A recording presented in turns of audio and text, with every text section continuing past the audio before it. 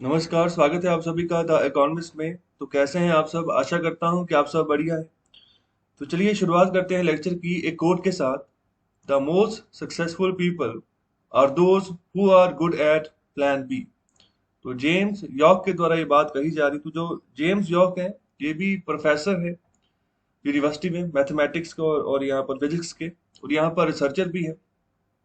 तो ये बात कह रहे हैं कि अगर आपने आगे बढ़ना है, जो भी आपने गोल अपनाया हुआ है उसके रिगार्डिंग अगर आप काम करते जा रहे हो, अच्छी बात है। लेकिन जब टेस्ट का समय आ गया ना, एग्जाम का समय आ गया, तो उस समय एक प्लान बी भी तैयार रखो। अगर फेल हो गए, ओके, जब फेल हो गए उसके बाद क्या करोगे? ओके, तो इसके लिए प्लान बी की स्ट्रेटेजी भी आपकी पहले से ही तैयार रहनी चाहिए। ऐसा नहीं है कि आपने तैयारी की, ओके, आगे आप बढ़े, लेकिन उस अंजाम तक आप नहीं पहुंचा पाए उस बात को जहाँ जिस चीज के लिए आप काम कर रहे थे। तो फिर यहाँ पर प्लान बी, उसके पहले उसके बारे में पहले से ही सोचना है। क्योंकि तभी जो है ना, ज्यादातर यहाँ पर जो लोग हैं कामयाब होते हैं। अगर ऑन द स्पॉट अगर आप प्लान बनाने बैठोगे तो वो टफ होगा। क्योंकि तो पहले से ही अगर रणनीति अगर आपने गढ़ी होगी, बनाई होगी, तो उसका आप ही को फायदा होने वाला है। तो अगर मैं रिसर्च फील्ड की बात करूं तो इसमें भी काफी सारे साइंटिस्ट, काफी सारे प्रोफेसर जो है यूनिवर्सिटी में रिसर्च करते हैं अलग अलग फील्ड्स में। तो आप भी थोड़ा सा ना अपने दिमाग को रिसर्च ओरिएंटेड बनाएं। रिसर्च पेपर पढ़ें, और जो भी जिस टॉपिक में आपको इंटरेस्ट है, और देखें क्या फॉर्मेट होता है रिसर्च पेपर्स का और कैसे पब्लिश होते हैं। जो टॉप के जर्नल्स हैं उनको जरूर पढ़ें। तो गूगल स्कॉलर जो है ना, एक यहाँ पर एक वेबसाइट है। तो वहां पर जाकर आप जिस भी टॉपिक के ऊपर रिसर्च करोगे उसके रिगार्डिंग रिसर्च पेपर आपको मिल जाएगा। और थोड़ा पढ़ के देखें। ओके, तो इस फील्ड में भारत बहुत वीक है। ओके, रिसर्च के फील्ड में भारत बहुत वीक है। तो हमें कोशिश करनी है कि आगे आना है। ओके, तो ये धीरे धीरे ही बात बनेगी। थोड़ा सा रिसर्च देखें, कैसे मतलब पेपर पढ़ के देखें कैसे रिसर्च की है, कैसे फॉर्मेट बना है, कैसे टेबल बना है, क्या क्या आंकड़े, क्या क्या पैरामीटर्स है, वो रिसर्च पिछले कितनी साल पुरानी है, आगे फर्दर क्या हो सकता है। तो इस तरीके से ना अपना रिसर्च ओरिएंटेड माइंड बनाए इसको, ये आपको काफी फायदा देगा। तो चलिए आगे बढ़ते हैं। तो ये है आज का इकोनॉमिक टाइम्स न्यूज़पेपर, और ये है आज का एडिटोरियल पेज। तो अभी कल हमने बात की थी आरबीआई के बारे में कि आरबीआई को रिक्वेस्ट की गई थी उदय कोटक के द्वारा, जो कोटक महिंद्रा बैंक के एमडी हैं। इनके इसके द्वारा और भी बहुत सारे यहाँ पर इंडिविजुअल्स थे जिन्होंने रिक्वेस्ट की थी कि अभी सेकंड वेव के चलते थोड़ी लिक्विडिटी की हेल्प कीजिए। ओके, तो अभी आरबीआई भी ये बात कह रहा है। कल जो आरबीआई के जो गवर्नर है शक्तिकांता दास, उन्होंने एक मीटिंग की। ओके, तो प्रेस कॉन्फ्रेंस में भी उन्होंने यहाँ पर बात कही कि आरबीआई तैयार है तो यहाँ पर बूस्टर शॉट देने के लिए बिजनेस के लिए और इंडिविजुअल्स के लिए। ओके, तो मतलब कि अभी सेकंड वेव के चलते लग रहा है कि मतलब थोड़ा सा हानि हो सकती है बिजनेस में। तो अभी आरबीआई आगे आ रहा है लिक्विडिटी प्रोवाइड करने के लिए। Okay, तो अभी तो जैसे मैंने कल बोला था कि आरबीआई ने पहले ही अनाउंस किया हुआ है कि अभी फर्स्ट क्वार्टर में, जो कि 1 अप्रैल से शुरू हुआ है हमारा, तो इस फर्स्ट क्वार्टर में 1 लाख करोड़ की गवर्नमेंट सिक्योरिटी जो है ना वो खरीदेगा। ओके, तो इससे भी यहाँ पर गवर्नमेंट के पास पैसा जाएगा, आगे यहाँ पर फर्दर गवर्नमेंट पैसा दे पाएगी जिस भी जगह पर लगाना है, जहाँ पर इकोनॉमी वीक हो रही, जिस सेक्शन में, जिस सेक्टर में। और यहाँ पर आगे बात करें कि जो डेली वैक्सीनेशन है, fall to 2 month low after policy tweak. नीति में गड़बड़ होने की वजह से अभी जो डेली वैक्सीनेशन जो चल रहा था, जो डेली केसेस हम यहाँ पर 2 मिलियन तक ले गए थे कि डेली मतलब वैक्सीनेट करे थे कम से कम 20 लाख लोगों को, तो अभी इसमें भी गिरावट देखने को मिल रही है। तो अभी भारत सरकार ने क्या किया था? भारत सरकार ने किया था कि अगर 100% है तो 50% यहाँ पर जो कैटेगरी यहाँ पर स्टेट गवर्नमेंट और प्राइवेट सेक्टर को दे दी। 25% एंड 25%, 50% अपने पास रखी। तो पहले ऐसा था कि 100% ही जो vaccination drive government of India के थ्रू हो रही थी। तो तब यहाँ पर government of India he supply भेज रही थी स्टेट गवर्नमेंट्स को। ओके, जो दाम पे यहाँ पर गवर्नमेंट ऑफ इंडिया को मिल रही थी वैक्सीन, उसी दाम पर आगे परस्यू हो रही। तो अभी दिक्कतें आ रही हैं स्टेट गवर्नमेंट्स को, उनके पास पर्याप्त धन भी नहीं है और पर्याप्त यहाँ पर जो लॉजिस्टिक्स भी नहीं है कि जिसके चलते उनके पास सप्लाई जो है बरकरार रहे। तो इसलिए यहाँ पर गिरावट जो है वो देखने को मिली है। और इसके अलावा बात की जाए कि सेकंड वेव जो है ना वो अभी जो ये एस एंड पी करके भी यहाँ पर एक रेटिंग एजेंसी है, तो अभी कहा जा रहा है कि डीरेल हो सकती है इकोनॉमी सेकंड वेव के चलते। तो अभी इसके ऊपर भी भारत सरकार को फोकस करना होगा। ओके, और इसके अलावा यहाँ पर बात करें कि अभी अप्रैल महीना जो गुजरा है ना, पहले क्वार्टर का जो पहला महीना है, तो उसमें जो फास्ट मूविंग कंज्यूमर गुड्स हैं, इसके अलावा इलेक्ट्रॉनिक्स जो और या फिर ऑटो सेल्स है, तो यहाँ पर इसमें भी गिरावट जो है देखने को मिली है। मतलब कि अप्रैल महीना जो गुजरा है ना, ज्यादातर सेकंड वेव के मतलब चपेट में आ गया अच्छे तरीके से। जिस तरीके से दोबारा से ऑटो सेक्टर बूम पे आ रहा था, बिक्री हो रही थी, लेकिन अभी फिर दोबारा से वही चीज हो रही है, गिरावट देखने को मिल रही है। तो अभी ये वाला पेज देखिए, एडिटोरियल पेज, तो यहाँ पर जो पहला एडिटोरियल, तो यहाँ पर बात की जा रही है अभी आरबीआई ने जो अभी अनाउंस किया है उसी के बारे में डिटेल चर्चा अभी कर रहे हैं। ओके, तो अभी जो बात की जा रही है कि सफिशिएंट नहीं है, अगर जो भी ये सपोर्ट है, तो अभी डिस्कस करते हैं डिटेल में क्या बात कर रहे हैं। दूसरा एडिटोरियल यहाँ पर है कि अभी ना जीएसटी का डाटा आया है, अप्रैल महीने का जीएसटी डाटा आया है, तो उसमें रिकॉर्ड बढ़ोतरी देखने को मिली है। तो अभी इसको इसके ऊपर भी एनालिसिस करेंगे कि जीएसटी की कलेक्शन कितना हुआ है और कैसे जीएसटी इकट्ठा होता है, तो ये भी हम जो है चर्चा करेंगे। इसके अलावा आगे बात करेंगे एडिटोरियल नंबर 3 में, यहाँ पर बात करें पीपल्स ऑफ इस्लामिक बैगोटरी। तो कहने का मतलब है, तो यहाँ पर ना बेसिकली बात की गई है लव जिहाद लॉ के बारे में। तो लव जिहाद कानून बनाया गया है भारत में कुछ सरकारों के द्वारा। तो अभी और भी बहुत सारी सरकारें हैं जहां पर की ये तैयारी चल रही है कि लव जिहाद के नाम पर जो है कानून बनाया जाए। तो बेसिकली लव जिहाद में ऐसा है कि जो हिंदू लड़की है उसको जो है ना यहाँ पर कन्वर्ट करके मुस्लिम बनाकर उसके साथ यहाँ पर शादी की जाती है। तो अभी इसी के ऊपर रोक लगाने के लिए लव जिहाद लॉ जो है यहाँ पर उत्तर प्रदेश की गवर्नमेंट जो है, उत्तराखंड की गवर्नमेंट, असम की गवर्नमेंट, तो ऐसे ही यहाँ पर और बहुत सारे राज्य हैं जहां पर ये कानून लाया जा रहा है। तो अभी इसका कंपैरिजन किया जा रहा है जो मतलब इस्लामिक कंट्रीज जैसे सऊदी अरेबिया हो गया, जैसे वो कानून बनाकर चलते हैं। ओके, तो उसी उसी का यहाँ पर ना अच्छा खासा जिस्ट है, अच्छी डिटेलिंग में यहाँ पर ये आर्टिकल डिस्कस किया गया, अच्छे से डिस्कस करते हैं इसको। और ये जो एडिटोरियल नंबर 4 है, तो इसके बारे में बहुत बार चर्चा हम कर चुके हैं। तो यहाँ पर कोविड-19 के बारे में ही यहाँ पर बात की गई है, कैसे जो है रिकवरी करनी है, किस तरीके से आगे बढ़ना है। तो इसके बारे में जो मैंने कल एडिटोरियल डिस्कस किया है, आप वहां पर भी पढ़ सकते हो, और जो परसों एडिटोरियल नंबर 4 जो डिस्कस हुआ था वहां पर भी आप पढ़ सकते हो। ओके, तो फिलहाल यहाँ पर जो है 3 एडिटोरियल हम जो है डिटेल में डिस्कस करने जा रहे हैं। तो लेक्चर शुरू करने से पहले एक लाइक जरूर कर दें, शेयर करें ज्यादा से ज्यादा। और अगर आपको पीडीएफ चाहिए तो टेलीग्राम चैनल का लिंक गिवन है डिस्क्रिप्शन बॉक्स में, वहां पर जाइए, चैनल को ज्वाइन करें। डेली बेसिस पे वहां पर पीडीएफ अवेलेबल होता है।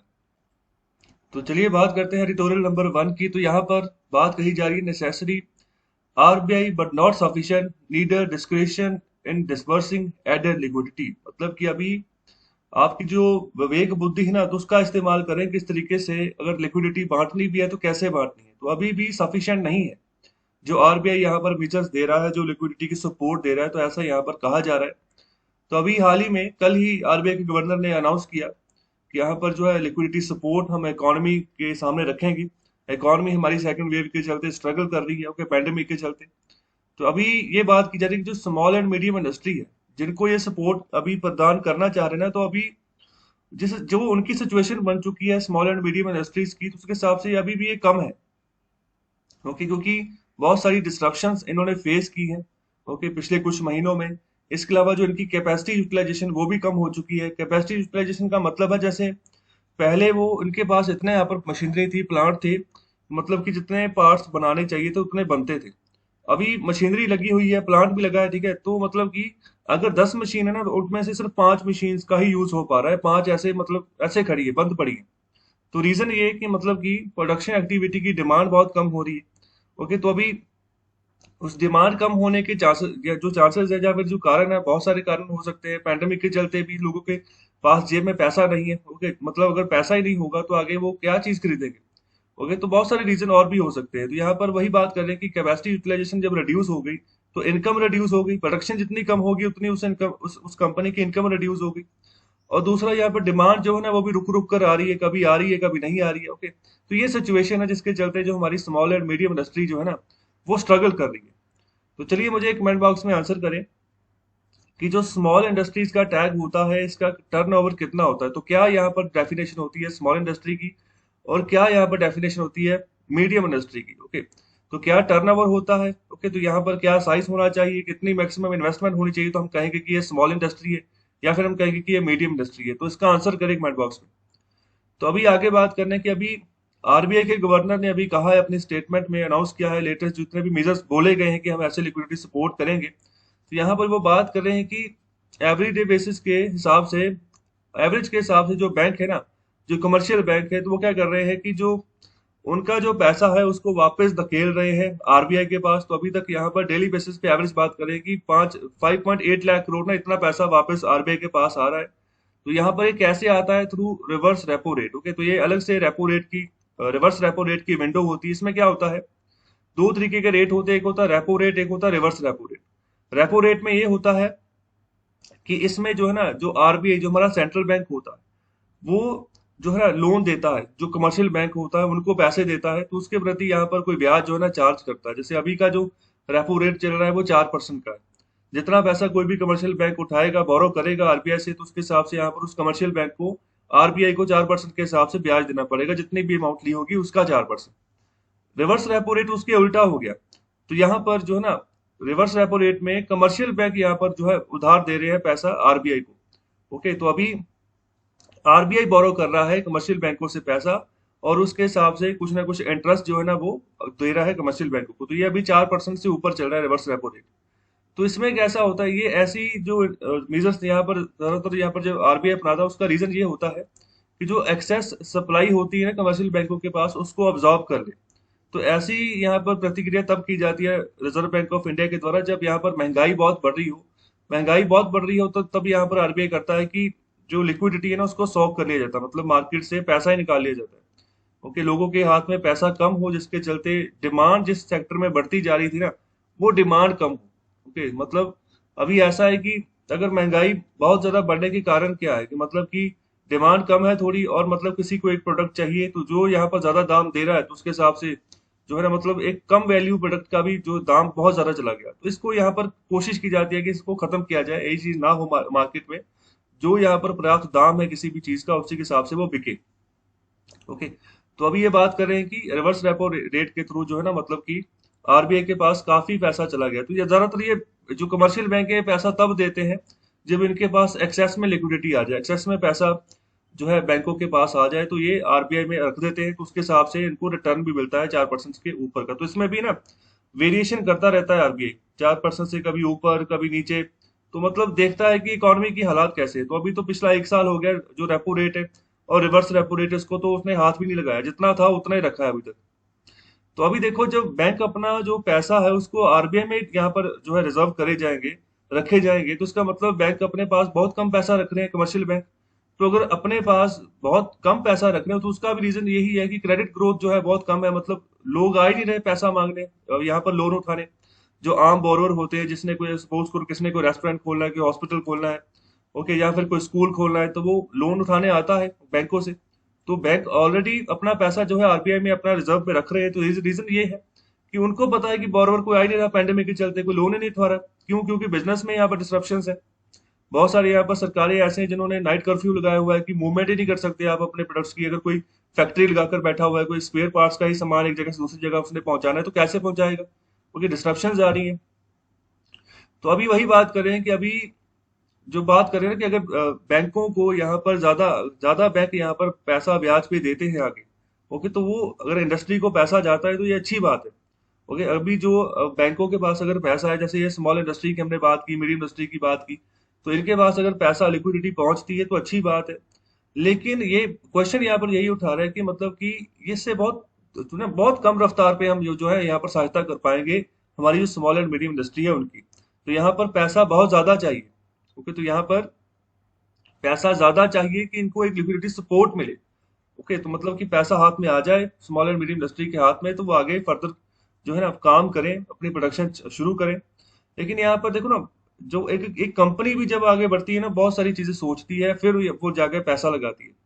और आगे वही बात कर रहे हैं कि जो इंडस्ट्री को अभी चाहिए, तो वो चाहिए कि additional pools of liquidity. Okay, तो मतलब कि ज्यादा से ज्यादा इनको पैसा चाहिए। तो यहाँ पर वो भी बात कर रहे हैं कि इस discretion with the bank branch managers to decide what kinds of leniency their clients deserve. तो जो बैंक के जो क्लाइंट है, क्लाइंट मतलब जो बोरोवर है, ओके, तो मतलब जिन्होंने लोन पे पैसा लिया है, ब्याज दे रहे हैं बैंकों को, तो ये ब्रांच मैनेजर्स के ऊपर है कि वो उनको पता होता है कि मतलब हमारा कौन सा कस्टमर्स कैसा है।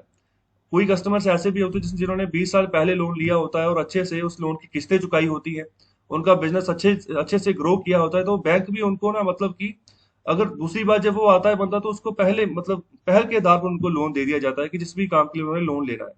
तो अभी अगर ऐसी सिचुएशन है तो ब्रांच मैनेजर्स को ज्यादा पता होता है। ओके, तो यहाँ पर वही बात कर रहे हैं, क्योंकि प्रॉपर रिकॉर्ड रहता है ब्रांच मैनेजर्स के पास प्रीवियस हर एक चीज का, कि मतलब पिछले 20 सालों में कहाँ लोन गया, 25 सालों में कहाँ लोन गया, तो उसका क्या यहाँ पर बिहेवियर रहा बोरोवर का। तो अभी वही बात कर रहे हैं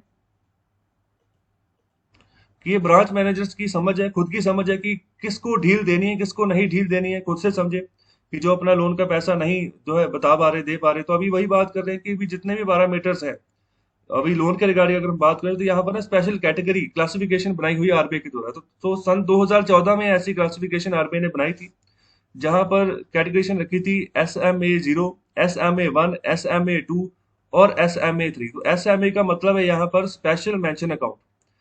तो ये क्यों कैटेगरीज बनाई गई थी? इन कैटेगरीज को बनाने का यहाँ पर मकसद ये था कि हमें पहले से ही पता चल जाए कि कोई यहाँ पर बोरवर जिसने लोन उठाया है बैंकों से, क्या फर्दर उसका जो लोन है वो एनपीओ तो नहीं होने वाला, नॉन परफॉर्मिंग एसेट तो नहीं होने वाला। नॉन परफॉर्मिंग एसेट तब हम किसी भी एसेट को हम घोषित करते हैं जब 90 दिनों तक ना कोई भी वो अपने लोन का इंटरेस्ट ना दे बैंकों को। 90 दिनों तक वेट की जाती है, 90 दिनों के बाद उसको नॉन परफॉर्मिंग एसेट घोषित कर दिया जाता है। तो वो एक तरीके का बर्डन ही होता है बैंक के ऊपर, कि मतलब हमारी प्रिंसिपल अमाउंट भी गई और मतलब जो ब्याज आ रहा था वो भी गया। ओके, तो इस तरीके से करके ना अभी सरकारी बैंकों के ऊपर 8 लाख करोड़ के आसपास का एनपीए हो चुका है। इतनी बुरी कंडीशन बैंकों की हो चुकी है। तो अभी आरबीआई ने 2014 में ये SMA स्पेशल मेंशन अकाउंट यहाँ पर ये क्लासिफिकेशन ये जारी की थी। इसमें ऐसा था, ये जो आप देख रहे हैं ना, 0 है या 1 है, 2 है, तो यहाँ पर मंथ के बारे में बात करें कि SMA मतलब कि स्पेशल मेंशन अकाउंट 1 इसको हम कहेंगे, किसको कहेंगे? जिन अकाउंट्स का यहाँ पर ना, जिन्होंने लोन उठाया और यहाँ पर ब्याज की किस्त देने देते हुए अभी 1 महीना हो चुका है। ओके, 1 महीने का डिले हो चुका है, मतलब 31 दिनों से ज्यादा समय हो चुका है। जो SMA 0 होता है ना, वो हम कहते हैं 31 दिनों से पहले पहले अगर वो यहाँ पर अपना इंटरेस्ट जो है, ब्याज जो है वो चुका देता है बैंकों को। ओके, तो हर महीने ब्याज देना होता है यहाँ पर जो भी लोन उठाया होता है। तो अभी 31 दिनों से पहले पहले तो उसको हम SMA 0 बोलते हैं। अगर SMA 1 है तो हम कहेंगे कि 31 दिनों से ज्यादा समय हो गया। SMA 2 है तो यहाँ पर 2 महीने के आसपास समय हो गया। ओके, 31 से 60 दिनों के बीच में समय हो गया कि अभी इंटरेस्ट ब्याज जो है वो नहीं चुका पाया बंदा। फिर लास्ट में आता है SMA 3 की 3 महीने हो गए। 3 महीने हो गए मतलब 90 दिन हो गए। अभी 90 दिन हो गए तो अभी उसको फिर बाद में जो है नॉन परफॉर्मिंग एसेट घोषित कर दिया जाएगा। ओके, तो अभी इस तरीके से यहाँ पर ये जो था ना क्लासिफिकेशन बनाई गई थी आरबीआई के द्वारा। तो यहाँ पर ये भी काम करता है सॉफ्टवेयर के हिसाब से कि ये जो पूरा का यहाँ पर SMA 1, SMA 2, SMA 3 जो भी यहाँ पर प्रतिक्रिया बनाई गई है, तो सॉफ्टवेयर के हिसाब से ये काम करता है। तो यहाँ पर जो बैंक मैनेजर्स है ना, तो यहाँ पर उनका कोई इफेक्टिव यहाँ पर विवेक नहीं, बुद्धि नहीं यहाँ पर लगेगी कि किस तरीके से इस सिचुएशन को कंट्रोल किया जाए या फिर ओवरराइड किया जाए। तो यहाँ पर ये सॉफ्टवेयर के हिसाब से ही ये सब चीजें काम करती हैं। और आगे यहाँ पर बात करें कि जो बॉरोवर जो उधार करता है, तो अभी हो सकता है कि नॉर्मल टाइम में बिल्कुल सही तरीके से महीने के हिसाब से किस्तें वो भर रहा है ब्याज की, लेकिन हो सकता है कि उसको SMA अकाउंट में उसको कन्वर्ट कर दिया जाए। क्योंकि अभी देखो लॉकडाउन, लोकल लॉकडाउन जो है लगाए गए भारत सरकार, जो राज्य सरकारें हैं वहाँ उनके द्वारा। तो महाराष्ट्र की बात करूँ तो ज्यादातर फैक्ट्रीज वगैरह तो वहीं पर है, उन्हीं को दिक्कत ज्यादा आई है कि नाइट कर्फ्यू लगा दिया गया, जिससे मूवमेंट ही बंद कर दी गई, तो इससे भी दिक्कत रही है। तो यहाँ पर वही बात कर रहे हैं कि जो सप्लाई है कुछ यहाँ पर वाइटल इनपुट्स की, तो वो डिस्टर्ब हुई है due to restrictions on interstate movements, कि आप जो है एक राज्य से दूसरे राज्य में आप नहीं जा सकते। तो ज्यादातर जो नाइट कर्फ्यू लगे थे अभी उन्हीं की बात हो रही है। तो यहाँ पर दूसरा ये भी बात करें कि एक्सपोर्ट कंसाइनमेंट जो था वो भी डिले हो गया। क्यों? क्योंकि अभी हाल ही में क्या हुआ था, अप्रैल महीने में जो स्यूज कनाल थी ना वो ब्लॉक हो गई। तो अगर स्यूज कनाल ब्लॉक होती है तो दुनिया का बहुत बड़ा जो है ना, बड़े पैमाने पर जो कारोबार है वो रुक जाता है।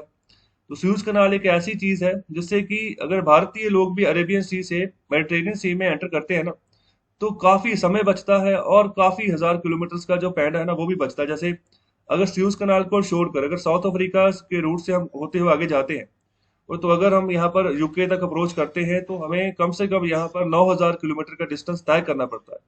अगर जितना डिस्टेंस बढ़ता जाएगा उतना समय ज्यादा लगेगा। तो यहाँ पर जो है ना बहुत कम डिस्टेंस रह जाता है। तो अभी मैं आपको मैप में दिखाता हूँ।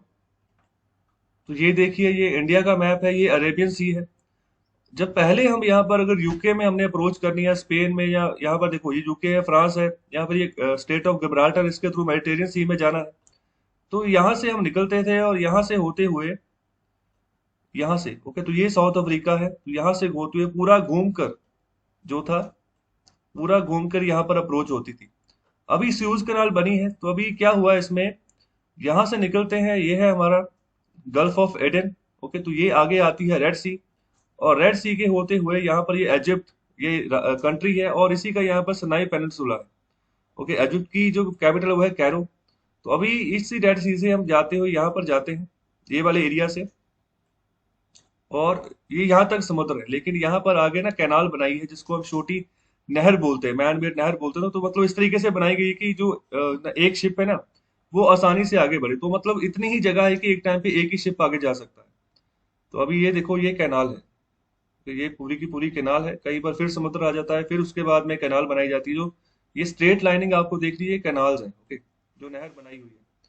तो मतलब ये रास्ता कवर करके जो है ना, जो शिप्स हैं वो मेडिटेरियन सी में एंटर करते हैं, तो काफी समय बचता है। ओके, तो ये मेडिटेरियन सी आ गया।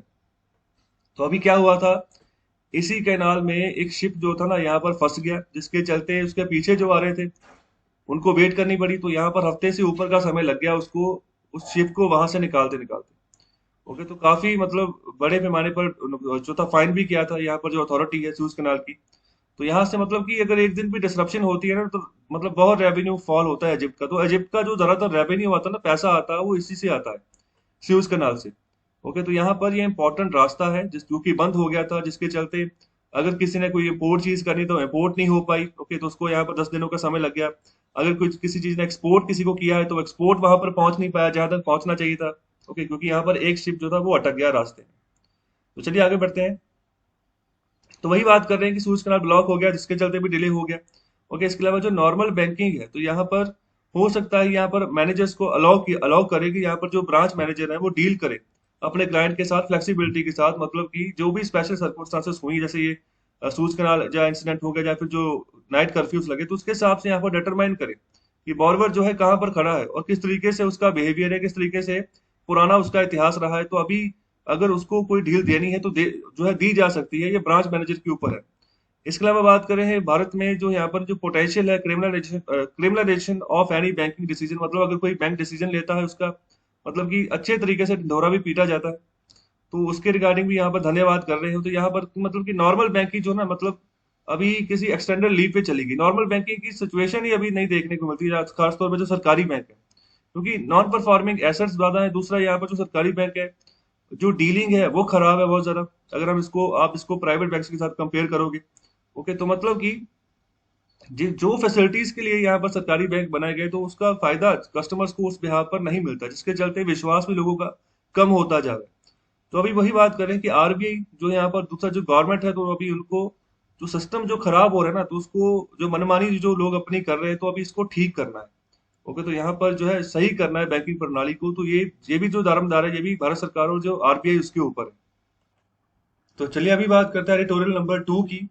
तो यहाँ पर बात कर रहे हैं जीएसटी के बारे में, जिसको हम यहाँ पर गुड्स एंड सर्विसेज टैक्स बोलते हैं। तो यहाँ पर ऐसे साइन देखने को मिल रहे हैं कि आगे यहाँ पर जो बढ़ोतरी है ना, वो यहाँ पर हो रही है जीएसटी कलेक्शन में।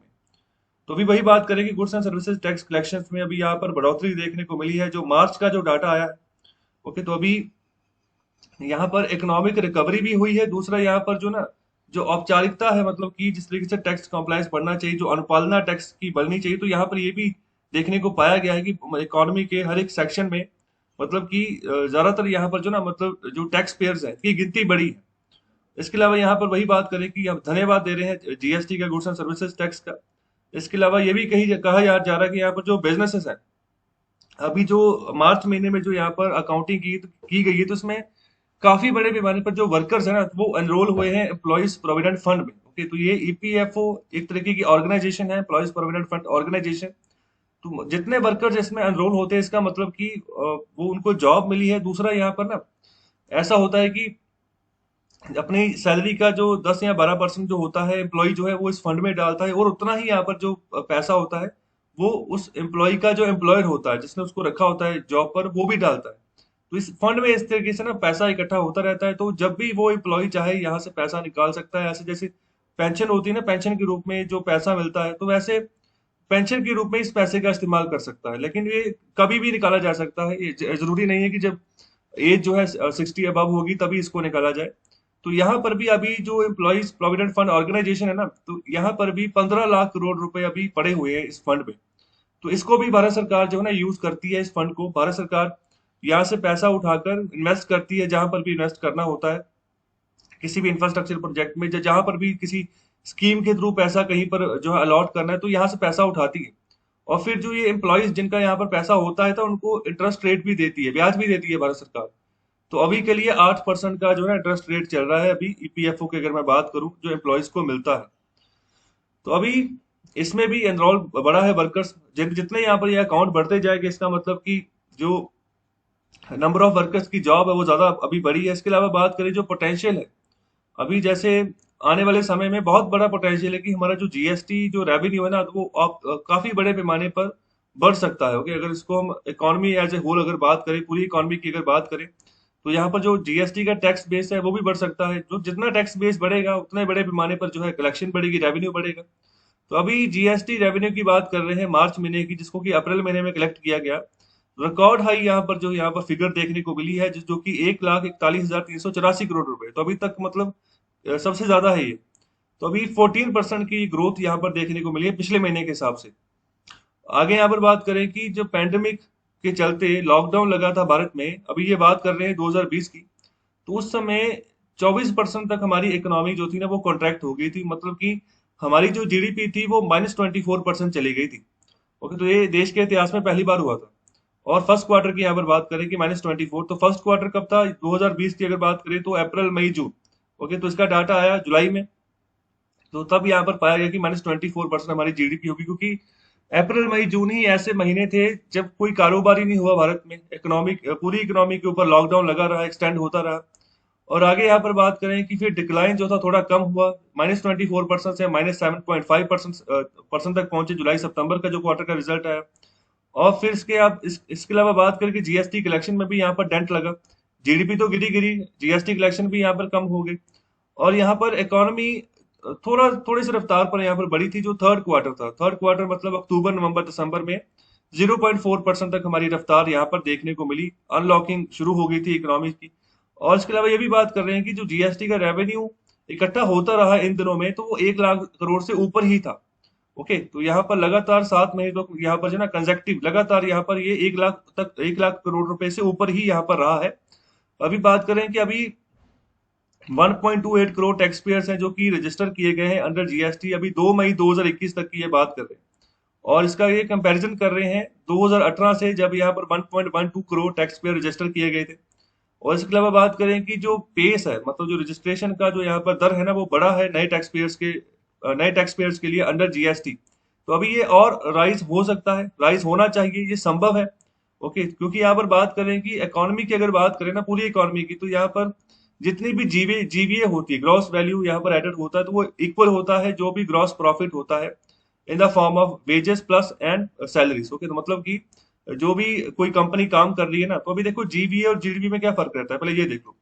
जीवीए होता है कि मतलब कि किसी एक इंडिविजुअल लेवल पर, किसी एक यहाँ पर इंडस्ट्रियल लेवल पर क्या प्रोडक्शन निकली है।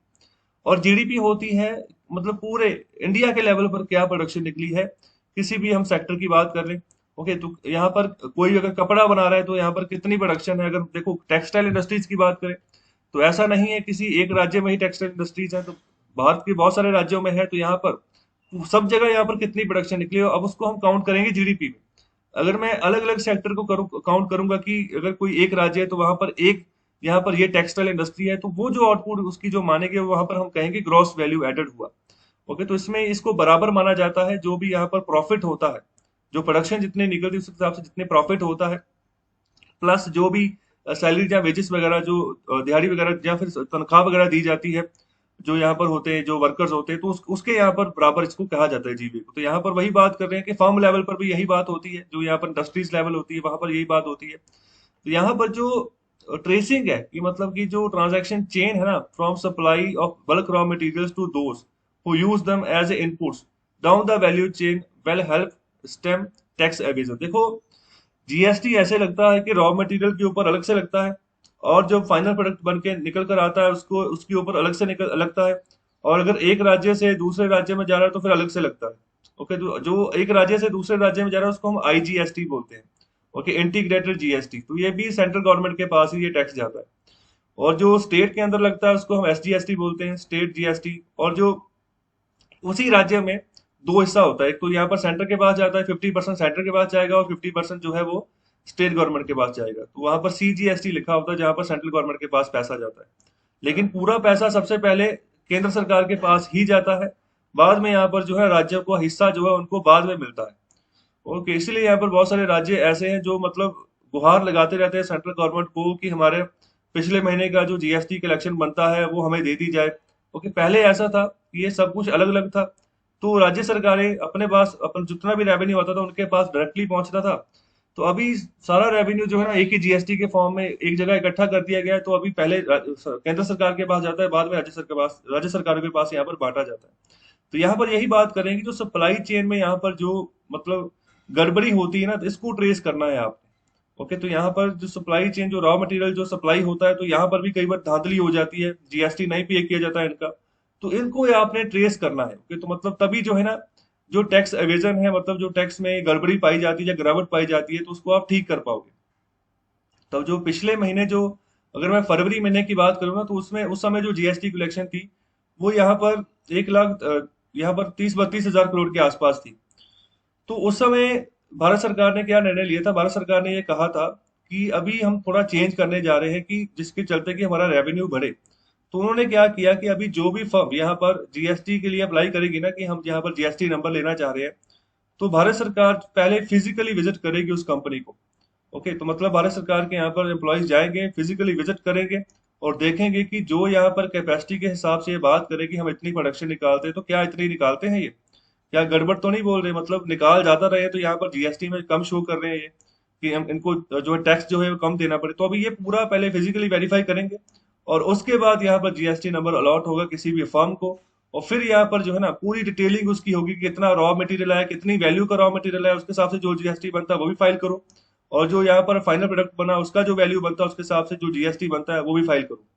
ओके, तो अभी ये भी यहाँ पर रीजन हो सकता है जिसके चलते अभी 14% का राइज जो है ना यहाँ पर GST में देखने को मिला। इसके अलावा बात करें कि एक डायरेक्ट लिंक बनाइए आप GST डाटाबेस और डायरेक्ट टैक्सेस के बीच में, तो यहाँ पर भी इससे भी आपकी कलेक्शन सुधरेगी। तो GST जो है ये एक तरह का इनडायरेक्ट टैक्स है। ओके, मतलब डायरेक्ट जो है ना, डायरेक्ट आपकी सैलरी सैलरी में से नहीं ये कट होता। ये अगर आप कोई भी वस्तु खरीदते हो, अगर आप कोई माचिस खरीदते हो ना, तब वहां पर भी GST है। अगर कोई भी प्रोडक्ट आप खरीदते हो तो वहां पर GST, मतलब इनडायरेक्टली आप पे करते हो। ओके, गवर्नमेंट को इनडायरेक्टली आपका जाता है। जो भी यहाँ पर फर्म, जैसे आप किसी रेस्टोरेंट में गए हो तो वहां पर आप पैसे सारे दे दिए इंक्लूडिंग GST, तो फिर वही फर्म जो है आगे GST फाइल करेगी। ओके, तो मतलब जो GST का हिस्सा है वो सरकार तक पहुंचाएगी। तो ये डायरेक्ट टैक्सेस, ये ज्यादातर इनकम टैक्स की अगर मैं बात करूँ तो सीधे सैलरी में से इनकम टैक्स कट होके फिर ही आपको सैलरी मिलती है। ओके, तो वो डायरेक्टली कट हो जाता है, डायरेक्टली सरकार के पास चला जाता है। तो इसको इसको इस दोनों के बीच में अगर अच्छा लिंक स्टैब्लिश करते हो तब भी जो है कलेक्शन हो सकती है अच्छी खासी। और यहाँ पर बात करें कि डाटा एनालिटिक्स जो है ना उनको डिप्लॉय करो, तो जो फर्जी इनपुट क्रेडिट टैक्स यहाँ पर क्लेम किए जाते हैं ना कुछ फर्म के द्वारा, तो उनको हम जो पकड़ सके। जो भी लीकेजेस यहाँ पर होती हैं ऑडिट ट्रायल में, ओके, तो यहाँ पर इनकम जो है कई बार बहुत कम शो की होती है लेकिन प्रोडक्शन बहुत ज्यादा हो रही होती है। तो इन सब चीजों में यहाँ पर जो ना जो भी धोखाधड़ी है, तो उसका ऑडिट ट्रायल अच्छे से हो। ऑडिट ट्रायल का मतलब ही ये होता है कि जो एक्चुअल में सिचुएशन है किसी कंपनी की ना, फर्म की, उसको सही तरीके से पेश करना। तो कई बार इन ऑडिट ट्रायल करने आते हैं तो इनको भी घूस दे दी जाती है।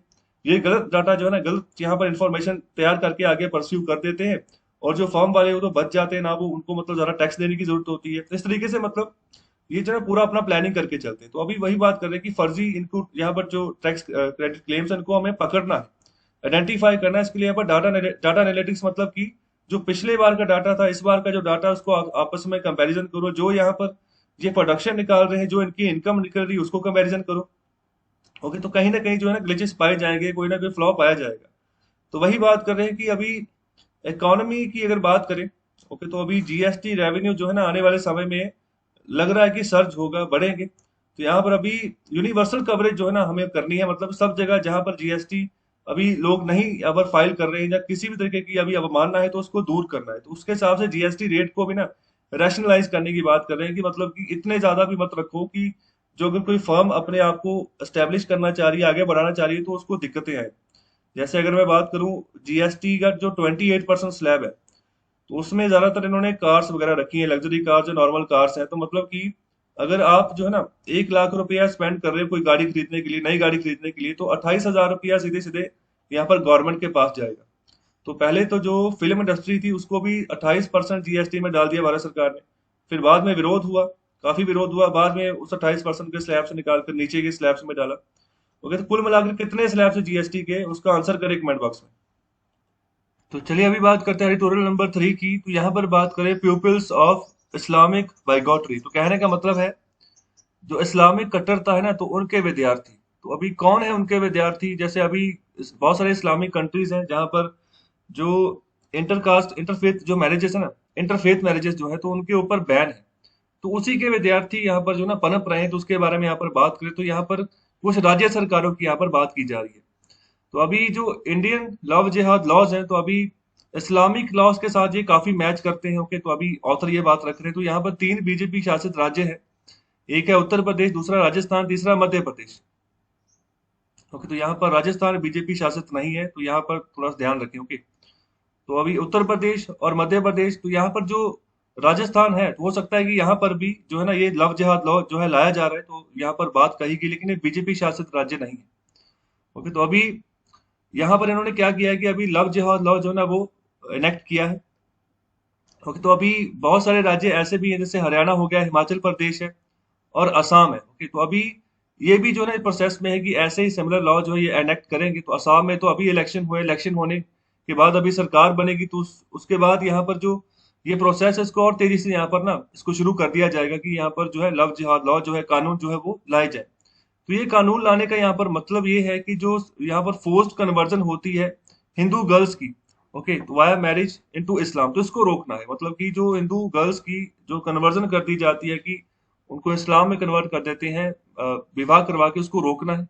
इसलिए अब यहाँ पर ये लॉ बनाया गया। इसके अलावा यहाँ पर ये जो राज्य है, तो यहाँ पर ये ना ऑथर बात करें कि जिस तरीके से इस्लामिक कंट्रीज काम करी थी, बिल्कुल उन्हीं को ये फॉलो करके चल रहे। तो यहाँ पर जैसे सऊदी अरेबिया की बात करें, पाकिस्तान की बात करें, मलेशिया की बात करें, इंडोनेशिया और भी बहुत सारे अरब कंट्रीज उनकी बात करें, तो यहाँ पर उन्होंने बैन लगाया हुआ है इंटरफेथ मैरिजेस। तो यहाँ पर इंटरफेथ मैरिजेस मतलब कि दो अलग अलग रिलीजन की कम्युनिटीज के यहाँ पर मेंबर आपस में शादी नहीं कर सकते।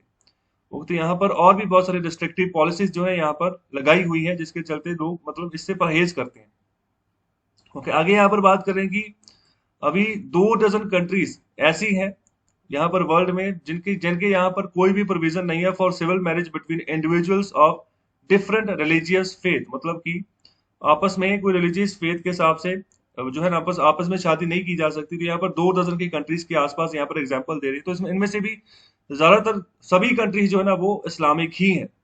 ओके, तो यहाँ पर आगे बात कर रहे हैं कि there are not the countries, these are not the countries that most Indians view as a models for India's future. मतलब ये वैसी कंट्रीज नहीं है जिनको कि कोई आइडल मानकर हम चले और मतलब ये कुछ सीखने को मिले हमसे, जो है इनसे हमें कि मतलब कि हमें इनकी तरह से आगे बढ़ना है। ओके, तो हमारे लिए हमारे सामने ये कुछ नहीं है। ओके, तो मतलब अपने फ्यूचर तो हमने अपने हिसाब से देखना है ना, जो हमारे यहाँ पर कल्चर है उसके हिसाब से हमने आगे बढ़ना है। तो वही बात यहाँ पर रखी जा रही है कि ये वो कंट्रीज नहीं है इस्लामिक कंट्री जिनसे हमें सीख कर आगे बढ़ना है। हमें अपनी राह जो है खुद बनानी है। तो यहाँ पर वही बात करें जो इस्लामोफोबिया है। ओके, तो इसके चलते यहाँ पर जो बीजेपी लीडर्स हैं तो वो अडॉप्ट कर रहे हैं, एम्ब्रेस कर रहे हैं, एनफोर्स कर रहे हैं फैमिली लॉस।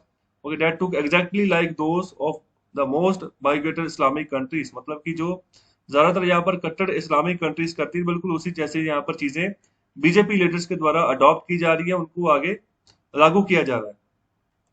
और आगे यहाँ पर एग्जाम्पल ले रहे हैं पाकिस्तान की, इवन बांग्लादेश भी। ओके, तो बांग्लादेश को यहाँ पर कहा जाता है कि भारत का काफी करीबी है ये। ओके, तो यहाँ पर थोड़ा बहुत यहाँ पर रिलैक्सेशन यहाँ पर मानी जाती है। यहाँ पर अगर हमको अलग अलग जो कम्युनिटीज यहाँ पर पाई जाती है, लेकिन यहाँ पर भी बांग्लादेश में भी ये मतलब अलाउ नहीं करते हैं अपनी वोमेन को कि वो जो है ना अपनी रिलीजन के रिस्पेक्टिव होकर किसी भी यहाँ पर इंटरफेथ मैरिज में वो जो है एंटर करे। ओके, तो यहाँ पर बात करें जो है हिंदू है चाहे क्रिश्चियन है, तो उनको भी यहाँ पर जो ना वो मैरी नहीं कर सकते हैं किसी वोमेन को जो भी यहाँ पर किसी और यहाँ पर रिलीजन्स को बिलोंग करती हो। तो यहाँ पर ये भी पाबंदी है इन देशों के ऊपर। तो यहाँ पर बात की जा रही है कि सिर्फ मुस्लिम मैन जो है ना, तो जो मतलब वो यहाँ पर शादी कर सकते हैं जो यहाँ पर स्क्रिप्चुअलिस्ट जो पर्सन होते हैं, जैसे यहाँ पर क्रिश्चियन हो गए, जैसे ज्यूज हो गए, तो सिर्फ इनके साथ यहाँ पर वो शादी कर सकते हैं। मतलब ये इनकी जो लड़कियां होती हैं। यहाँ पर वही बात करें कि जो मैरिजेस हैं, तो यहाँ पर अगर आप कोई भी विवाह करना चाहते हैं, कोई भी यहाँ पर बहुदेववादी, बहुदेववादी मतलब कि एक से ज्यादा विश्वास है फेथ के ऊपर, मतलब एक एक फेथ के ऊपर नहीं है वो काम करता, एक से ज्यादा फेथ्स को मानने वाला बंदा है उसके साथ, या फिर जो मूर्ति पूजक है, या फिर जो अग्नि का पूजक है। तो एग्जाम्पल के तौर पर जैसे हिंदूज और पारसीज की अगर यहाँ पर बात करें तो यहाँ पर वो वैलिड नहीं है इन दोनों कंट्रीज में, ना ही पाकिस्तान में ना ही बांग्लादेश में, तो इनको अलाउ नहीं किया जाता कि वो जो है ना इंटरफेथ मैरिज कर सके। और आगे यहाँ पर बात करें कि ज्यादातर जितने भी अरबिक कंट्रीज हैं तो यहाँ पर वो ऐसे ही लॉज को फॉलो करके चलती हैं। और इसके अलावा बात करें कि अगर कोई भी पर्सन जो यहाँ पर सिटीजन्स रह रहे हैं अरेबिक कंट्रीज में, तो अगर किसी दूसरे बंदे के साथ यहाँ पर अगर मतलब कोई इंटरफेथ मैरिजेस अगर करनी चाहते हैं वो, तो यहाँ पर वो क्या करते हैं, अपने देश से ही यहाँ पर निकल जाते हैं, यहाँ पर ऐसी कंट्री में जाते हैं मतलब कि जिनके जिनके यहाँ पर इनको ज्यादा टॉलरेंस देखने को मिलता है मैरिज के रिगार्डिंग, जहाँ पर वो अच्छे से शादी कर कर सकें। तो यहाँ पर हर साल यहाँ पर बहुत सारे कपल जो है जो होते हैं जो वेस्ट एशिया से निकलकर साइप्रस जाते हैं, तो यहाँ पर जो है वो यहाँ पर मैरिज करते हैं, क्योंकि उनकी जो अपनी कंट्रीज हैं वो उनको इंटरफेथ मैरिज करने से मना करती हैं। इसके अलावा मलेशिया की एग्जांपल ले रहे हैं तो यहाँ पर जो नॉन मुस्लिम्स हैं तो उनको यहाँ पर अलाउ नहीं किया गया है कि यहाँ पर की सॉरी जो नॉन मुस्लिम्स हैं उनको यहाँ पर अलाउ किया गया है कि वो इंटरफेथ मैरिजेस करें, लेकिन मुस्लिम वुमन के साथ वो मैरिज नहीं कर सकते हैं। और इसके अलावा अगर कोई भी मुस्लिम मैन यहाँ पर इंटरफेथ मैरिज यहाँ पर करता है, लेकिन इसके साथ वो कर सकता है सिर्फ और सिर्फ यहाँ पर क्रिश्चियन के साथ, दूसरा यहाँ पर जेविश वुमन के साथ, इसके अलावा किसी और फेथ की यहाँ पर लड़की के साथ वो शादी नहीं कर सकता। और आगे यहाँ पर इंडोनेशिया की बात कर रहे हैं कि यहाँ पर सिर्फ और सिर्फ इंटरफेथ मैरिजेस बैन ही नहीं है, इसके अलावा अगर कोई यहाँ पर चिल्ड्रन होता है ना यहाँ पर मिक्स्ड मैरिज का, इंटरफेथ मैरिज का, तो उसको यहाँ पर बर्थ सर्टिफिकेट ही इशू नहीं किया जाएगा इंडोनेशिया की सरकार के द्वारा। और आगे यहाँ पर बात करें भारत की, तो यहाँ पर है हिंदू मैरिज एक्ट, जिसके चलते यहाँ पर जो यहाँ पर हिंदू कम्युनिटी, बुद्धिस्ट, जैन और सिख कम्युनिटी जो है ना, तो अभी इन इन सभी रिलीजन्स को यहाँ पर परमिट किया जाता है कि जो है ना आपस में वो यहाँ पर इनकी जो मैरिजेस होती है तो वो हिंदू मैरिज एक्ट के तहत होती है। तो यहाँ पर बात कर रहे हैं कि जो सिविल मैरिज अगर होनी है किसी हिंदू और क्रिश्चियन या मुस्लिम्स के बीच में, तो उसके लिए यहाँ पर स्पेशल मैरिज एक्ट बनाया गया है। तो उसके चलते यहाँ पर 30 दिन का नोटिस जो ना यहाँ पर दिया जाता है from a marriage officer to permit दोस्त, मतलब उन उन लोगों के यहाँ पर नोटिस भेजा जाता है जिसके चलते जो भी लोग यहाँ पर इस मैरिज के खिलाफ है, जो ये नहीं चाह रहे कि ये इंटरफेथ मैरिज हो, ओके, हिंदू और क्रिश्चियन या मुस्लिम्स के बीच में, तो अभी उनको यहाँ पर मौका दिया जाता है कि जो भी आपकी ऑब्जेक्शंस हैं वो लिस्ट करें। तो यहाँ पर जो मैजिस्ट्रेट की जो कोर्ट लगती है तो वहां पर आके उनको यहाँ पर ऑब्जेक्शन को सुना जाता है, फिर इनको मुद्दों को रिजॉल्व किया जाता है, फिर बाद में जब ये सभी ऑब्जेक्शंस क्लियर हो जाएं एक बार, तब जाकर जो है ना यहाँ पर जो वो कपल है वो इंटरफेथ जो मैरिज है वो भारत में कर सकता है। तो यहाँ पर ये देखिए जो ये बात कही जा रही है कि हिंदू मैरिज एक्ट के तहत यहाँ पर जो कम्युनिटीज है यहाँ पर मैरिज करती है, लेकिन यहाँ पर थोड़ा सा चेंज है। ये जो सिख कम्युनिटी ना, तो यहाँ पर इनके लिए अलग से एक्ट बन चुका है, आनंद मैरिज एक्ट, ये इम्प्लीमेंट नहीं हो पाया था। ये बना तो अंग्रेजों के समय में था ये वाला आनंद मैरिज एक्ट, लेकिन अभी ये जो मोदी गवर्नमेंट थी उस समय यहाँ पर ये लागू कर दिया गया था, उससे पहले ये लागू हुआ था। ओके, तो मतलब ये जो ना अलग कैटेगरी में अब आ जाता है। तो यहाँ पर कुछ गलतियां जो है ना ऑथर की तरफ से यहाँ पर इस आर्टिकल में पाई जा रही है, शुरुआत में भी गलती थी और अभी यहाँ पर एक मिस्टेक ये भी है। ओके, तो यहाँ पर थोड़ा सा ध्यान रखें। तो चलिए आगे बढ़ते हैं। तो आगे यहाँ पर बात करें कि जो लव होता है वो एक पर्सनल मैटर है, लेकिन अगर मैरिजेस की बात करो तो वो पर्सनल मैटर नहीं है। तो यहाँ पर इसके मैरिजेस के ऊपर सब कोई जो है प्रतिक्रिया करते हैं। जैसे अगर इंटरफेथ मैरिज की बात करें भारत में, तो यहाँ पर बड़ी खेद से बात कर रहे हैं कि एक ऐसा मैटर है कि जहाँ पर हर कोई जो ना अपनी यहाँ पर नाक घुसेड़ता है और हर कोई अपनी ओपिनियन देता है, और मतलब किसी ना किसी तरीके से यहाँ पर ट्रबल पैदा करने की कोशिश करता है जो यहाँ पर ये कपल होता है जो इंटरफेथ मैरिज करने जा रहा हो। तो यहाँ पर बॉलीवुड, यहाँ पर सॉन्ग की बात करें तो उसको आप पढ़ लो। तो यहाँ पर ये बात करें कि ये जो सॉन्ग में बात की जा रही है ना कि मतलब तो इन दोनों के लव में दुनिया का क्या काम, तो मतलब ये इंडियन कम्युनिटीज के हिसाब से ये मतलब ये सही नहीं बैठता है। तो हमारा जो कल्चर है, चलन है, थोड़ा अलग है, तो अलग से ही यहाँ पर बातें की जाती है। जैसे अभी आगे बात करें कि जो इंटरफेथ सिविल मैरिज है, मैरिज, तो यहाँ पर दखल जो है ना बहुत बड़े पैमाने पर होती है आम सोसाइटी की। तो जब से यहाँ पर ये जिंदगी शुरू करते हैं तब से यहाँ पर जो है मतलब ट्रबल्स इनके सामने आनी शुरू हो जाती है। तो यहाँ पर इनको हरासमेंट होती है फैमिली मेंबर्स के द्वारा, रिलेटिव्स के द्वारा, और इसके अलावा जो यहाँ पर लव जिहाद जो स्क्वाड्स बने होते हैं, ओके, तो उनके द्वारा भी हरासमेंट की जाती है। तो कई बार तो इनको मतलब हत्या भी कर दी जाती है। तो ऐसा है। आगे यहाँ पर बात कर रहे हैं कि आगे यहाँ पर जब ये कोर्ट में यहाँ पर ये केस जाता है तो उस समय भी जो हस्बैंड और वाइफ होते हैं उनको यहाँ पर फोर्सेबली सेपरेट कर दिया जाता है, जब तक कि जो वर्डिक्ट है ना वो जो है इंटरफेथ मैरिज के ऊपर नहीं आ जाता है। और आगे यहाँ पर बात करें कि जो कानून होते हैं हमेशा यहाँ पर मना करते हैं कि मतलब फोर्सली जो है ना यहाँ पर जहाँ किसी को यहाँ पर बिला फुसला कर जो है उनको यहाँ पर कन्वर्जन की ओर जो है यहाँ पर प्रेरा जाए, तो यहाँ पर इस चीज के ऊपर हमेशा इस चीज को रोकते हैं लॉज। तो यहाँ पर जो ये अभी रिसेंट लॉ जो लव जिहाद के ऊपर बनाए गए हैं ना यहाँ पर बीजेपी गवर्नमेंट्स के द्वारा, तो यहाँ पर ये बात कर रहे हैं कि जो भी यहाँ पर इलीगल यहाँ पर कोई भी अगर कोई प्रॉमिस यहाँ पर किया जाता है कि अच्छा आपको जो है बेटर लाइफस्टाइल दिया जाएगा, दूसरा यहाँ पर आपको बहुत अच्छी आपको संतुष्टि मिलेगी, यहाँ पर जो नए भगवान आपके होंगे, अगर आप किसी दूसरे रिलीजन में जा रहे हो तो वहां पर आपको अच्छी यहाँ पर इम्प्रूवमेंट जो है आपकी जो संभावनाएं आपको ज्यादा यहाँ पर देखने को मिलेगी। तो यहाँ पर ये बात की जा रही है। तो यहाँ पर जो ये वाले लॉज ना सीधी सीधी बात कर रहे हैं कि जो मैरिज है ना एक तरीके के गिफ्ट के तौर पर यहाँ पर पेश किया जा रहा है लड़कियों के सामने, खासतौर पर जो हिंदू लड़कियां उनके सामने। तो उनको मतलब एक लालच के घेरे में जो है ना यहाँ पर जकड़ा जा रहा है। तो अभी ये लॉज यही कह रहे हैं कि अगर अगर ऐसा कोई कारण पाया जाता है कन्वर्जन का, ओके, तो अभी जो ये नए जो लव जिहाद लॉज बने तो इनके तहत फिर नॉन बेलेबल ऑफेंस इसको माना जाएगा और फिर 10 सालों की सजा होगा। इसके अलावा यहाँ पर जो फाइन वगैरह भी इनके ऊपर लगेगा। ओके, तो दो तरीके के ऑफेंस होते हैं, एक होता है नॉन बेलेबल, एक होता है बेलेबल। तो बेलेबल में ऐसा है कि कोई कोई राशि रखी होती है 10,000 20,000 कोई अमाउंट रखी होती है कि इतनी अमाउंट जमा करवा जाओ और जो अपना बंदा है उसको आप ले जाओ। ओके, मतलब जिसकी बेल हो सके, जमानत हो सके। और नॉन बेलेबल मतलब कोई जमानत नहीं होगी, अगर 10 साल की सजा होगी 10 साल फिर जेल में ही काटने पड़ेंगे। तो इतना सख्त इस कानून को बनाया हुआ है जो ये कन्वर्जन है इसको रोकने के लिए। और इसके अलावा यूपी की बात कर रहे हैं कि रिसेंटली उन्होंने लव जिहाद जो कानून है वो अभी एनेक्ट किया है, जिसके चलते उन्होंने मैंडेट किया है कि एनीवन कोई भी यहाँ पर अगर कन्वर्ट करना चाह रहा है किसी एक रिलीजन से किसी दूसरे रिलीजन में, तो यहाँ पर उसको यहाँ पर कोर्ट की परमिशन लेनी होगी।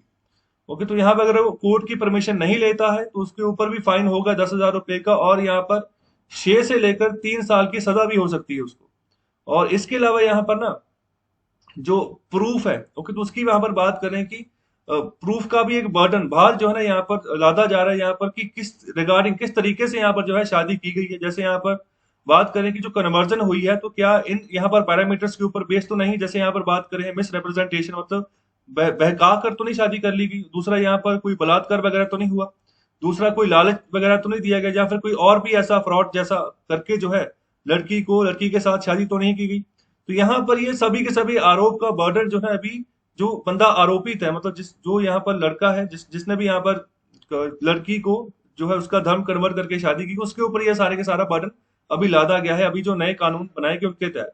तो यहाँ पर ऐसा है कि अभी आप तब तक जो है ना यहाँ पर गिल्टी पाए जाओगे, दोषी पाए जाओगे, जब तक आप जो है ना सही एविडेंस जो है ना कन्विंसिंग एविडेंस जो है ना कोर्ट के सामने पेश नहीं कर देते कि मतलब जो अगर मेरी शादी हुई है तो मतलब इनमें से ये कोई भी कारण नहीं, ना बहकाने का, ना बलात्कार का, ना कोई लालच मैंने दिया है, ना कोई और मैंने फ्रॉड किया है।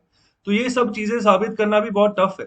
ओके, जो कि आसान नहीं है। ओके, तो मतलब ये तब तक जो है ना आप वो बंदा जो है ना इनोसेंस जो है साबित नहीं होगा, निर्दोष साबित नहीं होगा। तो ये यहाँ पर इस तरीके से कानून बनाया गया। ओके, आगे यहाँ पर जो पुलिस की पावर्स है उनको भी यहाँ पर एक्सटेंड किया गया कि वो अरेस्ट कर सकती है जो यहाँ पर मैरिज कर रहे हैं विदाउट यहाँ पर बिना बिना किसी परमिशन के। तो यहाँ पर मध्य प्रदेश, राजस्थान, और यहाँ पर अगर इन दोनों प्रांतों की बात करें तो ऐसे ही यहाँ पर जो है लव जिहाद कानून यहाँ पर देखने को मिलते हैं। इसके अलावा और भी 3 राज्य हैं, जैसे हरियाणा हो गया, हिमाचल प्रदेश हो गया, असम हो गया।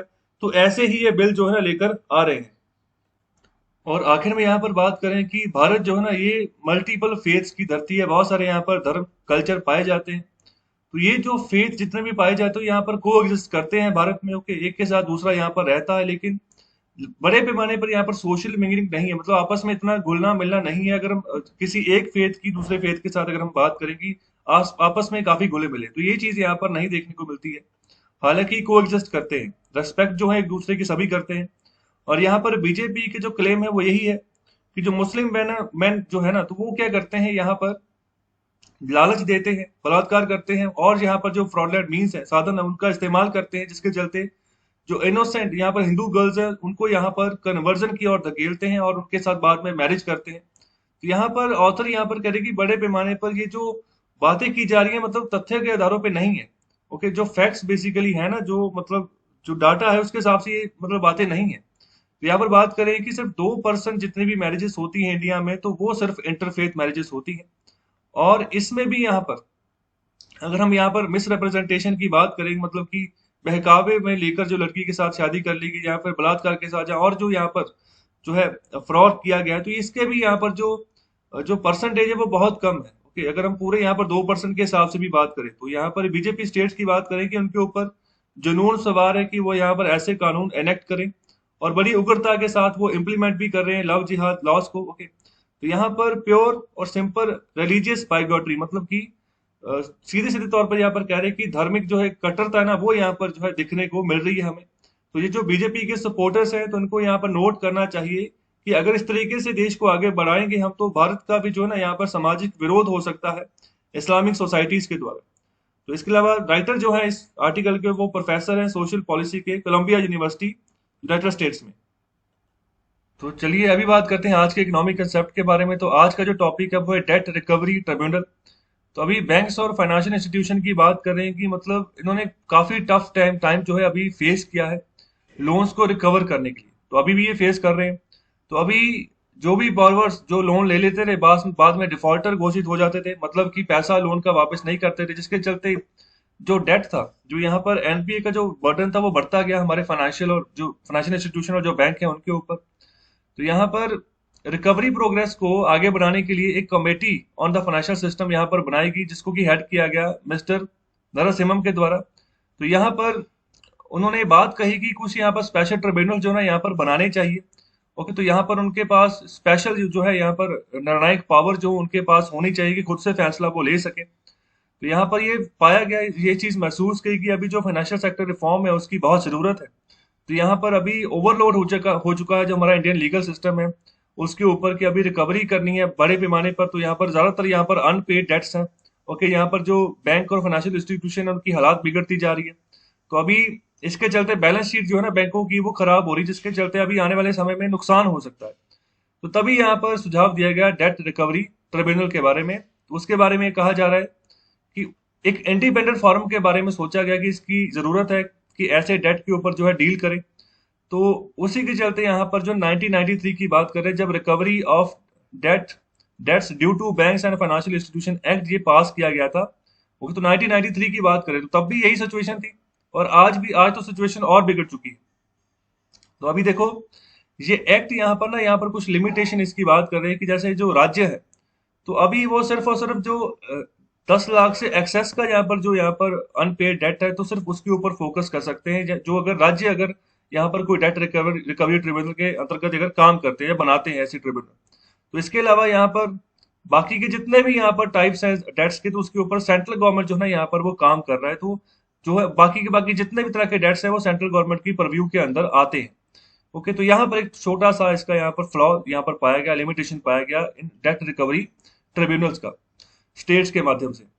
तो अभी कैसा लगा आपको लेक्चर? अपना फीडबैक अपना जरूर दें, चैनल को सब्सक्राइब करिए, लाइक करिए, अपनी सपोर्ट दें, शेयर करें इस लेक्चर को ज्यादा से ज्यादा। जो मैंने क्वेश्चंस पूछे हैं उनका आंसर जरूर करें। बहुत बहुत शुक्रिया, धन्यवाद।